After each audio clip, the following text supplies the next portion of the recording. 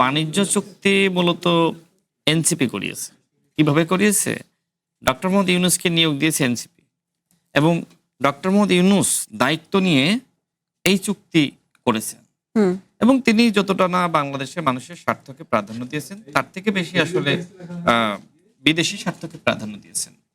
BNP নিশ্চয়ই আপনার খেয়াল থাকবে, বিএনপি বারবার বলছিল যে আপনারা এই বন্দর চুক্তি, মানবিক করিডর বা বিভিন্ন বৈদেশিক চুক্তি এগুলো আপনারা করিয়েন না, এগুলো নির্বাচিত সরকার আসার পরে আলাপ আলোচনার মাধ্যমে এই চুক্তিগুলো করবে। কিন্তু সেই সময় এনসিপির পক্ষ থেকে কার্যত কোনো প্রতিবাদ ছিল না, বরং আমরা দেখেছি যে এই আমেরিকার সাথে চুক্তির পরে এনসিপি নেতৃবৃন্দ ব্যাপকভাবে প্রশংসা করেছিল, নিশ্চয়ই আপনারও খেয়াল থাকবে। এখন তারা কি করছে? তারা এখন নতুনভাবে তারা এখন সরকারের সমালোচনা করছে। কেন আমি জানি না, তারা হয়তো এখন অপোজিশনে গেছে। তো আকবর ভাই যথার্থই বলেছে যে একজন সরকারি দলের নেতা, মানে তিনি ছিলেন যদিও অস্বীকার যান, এখন তিনি বিরোধী দলে গেছেন, এখন তিনি সরকারের অন্তর্বর্তীকালীন সরকারের অনেক কিছু সমালোচনা করবেন, কারণ দায় নিতে চাইবেন না। কিন্তু যে সময় আসলে সরকারের সুযোগ সুবিধা নিয়েছেন, এই যে হাসনাত আব্দুল্লাহ, তিনি বললেন যে প্রধানমন্ত্রী নিয়ে গেল এত কোটি টাকা। তাহলে হাসনাত আব্দুল্লাহ কেন নিয়ে গেল এত কোটি টাকা? তিনি তো প্রধানমন্ত্রী। তাহলে হাসনাত আব্দুল্লাহ কি প্রধানমন্ত্রী না মন্ত্রী না উপদেষ্টা?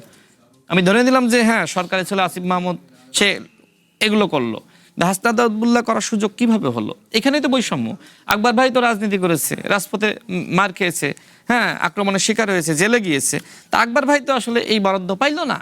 নির্বাচনের সময় হাসনাত আব্দুল্লাহ কি করেছে দেখেন, তার একটা ভিডিও আমি দেখলাম, তিনি বলছেন যে আমি নির্বাচনে 100 টাকা খরচ করি নাই, হাসতে হাসতে বলছে।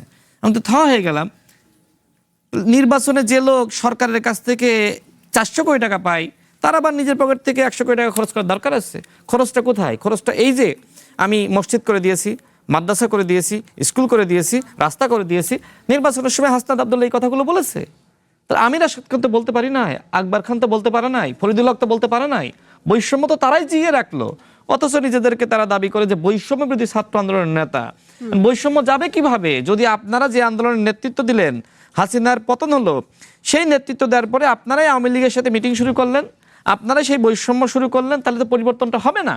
হ্যাঁ, পরিবর্তন এখন হবে। আকবর ভাই বললেন যে বর্তমান সরকারের উচিত এখন সংস্কারের রাজনীতি করা।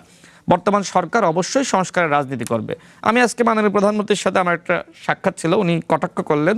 দেখেন, এই সাক্ষাৎ তো নতুন না, আমি এর আগে মাননীয় প্রধানমন্ত্রীর সাথে কথা বলেছি। আজকে আমি অনেকগুলো বিষয় নিয়ে তার সাথে আমার আলোচনা হয়েছে।